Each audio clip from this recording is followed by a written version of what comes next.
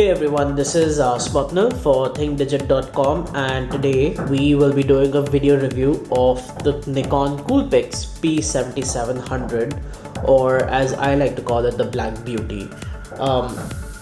Just straight up looking at the camera, the first thing you notice is that it's pretty damn compact in size. It's not the most compact camera out there. It's not very pocket friendly if you're wearing jeans, but if you're wearing cargos, it slips right in. There's a lot of good things going on, and we'll start with just how the camera feels and looks. The entire front of the camera is rubberized and has a very lovely grip over here, which follows the contours of your finger when you're shooting. Of course, it's a small area, so this works better for people with smaller hands, and if you have big hands like mine, not so great. But even then, I was recently out of town on a trip, and I took this camera with me, and I shot about 3,000 images, and I did not feel uncomfortable at all. So there's that. Then you also see the second thing you probably notice, if it's not the first, is that this camera is littered with dials. There's a dial here.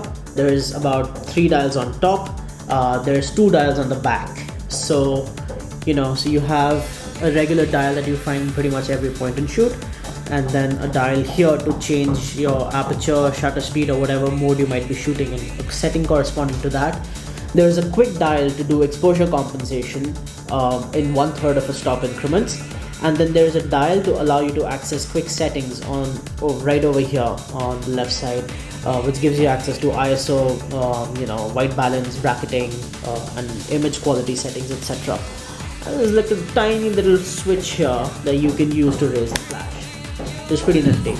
I think I really like the idea of manually, engaging the flash instead of automatically, which is, I don't want my shots being ruined by flash all the time. So we have that. Another lovely thing is the swivel screen on the P7700.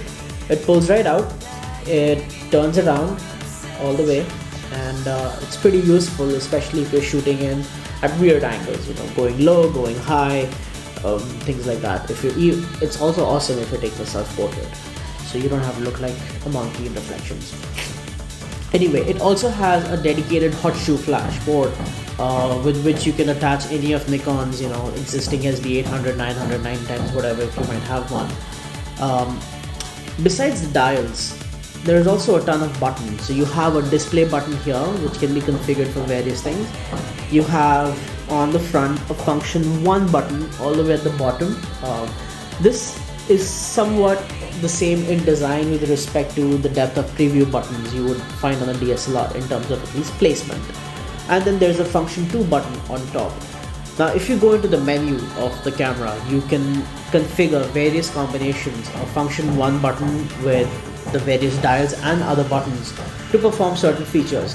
So for example, if I want to quickly change from shooting just JPEG to just RAW, yes, this camera records RAW, I can just configure my buttons to say press function 1 and spin the dial at the back, and it'll automatically switch my image settings from JPEG to RAW. There's a bunch of configurations you can use. It's a very, very extensive and a very customizable camera. Everything's at your fingertips. That's one of the best parts. Now let's turn this on. So if you notice, I pressed the on button, but the camera's lens will not come out. This is one of our big problems with this camera. It's probably one of the only few.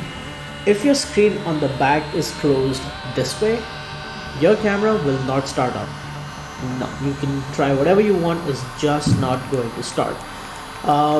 It's probably a design keeping in mind that sometimes the on-off button might get pressed accidentally, and so it stops the lens from getting damaged by accident. However, if you are in the habit of closing your screen something like this is how I do, then the accidental on-off concept doesn't really work. Anyway, so it's just hoping that you're a little aware of how you're closing your camera, and hopefully you take good care of it. Now turning on the camera, another beautiful part about this one is that the lens on this is it's a fast aperture lens. It's a really fast aperture lens actually. It goes from f2 to f4 on its entire focal length, so that's really good. F4 on the telephoto end is not all that great, especially if you're shooting. Excuse me, if you're shooting indoors. But if you're shooting landscape and everything, then aperture number of f4 works just fine, because we'll probably be shooting at f8 anyway. But we really do like the f2. It's helped us take a lot of great shots indoors, and is just overall a great lens. It's very sharp as well. We're told that the lens design on the P7700 follows the same design principles as Nikon's the professional lenses. It's pretty awesome. The body is made of plastic entirely, but when you lift the camera, it doesn't feel so. It's pretty hefty. Obviously, we would not recommend dropping the camera, because it's got glass, so no matter what it's made out of, glass will always take damage if it falls.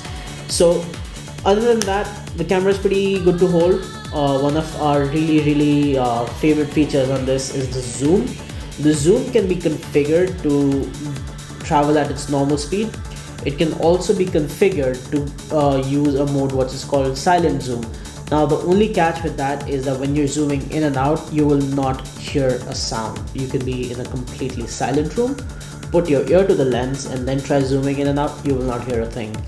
However, the drawback of that is if you're trying to zoom in or zoom out, it's slow, which, in case speed is a necessity, then you just use a regular zoom mode, and if you're trying to cut down on noise, then we recommend using the silent zoom mode.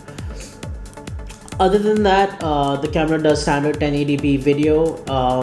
It has an automatic video mode and a custom video mode where you can either set it to shoot fully manual or in aperture priority mode, which is pretty good if you ask us. This camera is only 24,000 rupees, which is extremely good price for a little compact body that gives you every feature that a DSLR would, minus of course the interchangeable lenses. But it's very versatile, it's extremely well built. Our only problem, like we said, was with the LCD. If it's closed the wrong way, then the camera wouldn't start up. Probably our biggest area of disappointment with this camera is with the sensor. And by that, no, we do not mean that it produces bad images. In fact, it produces great images.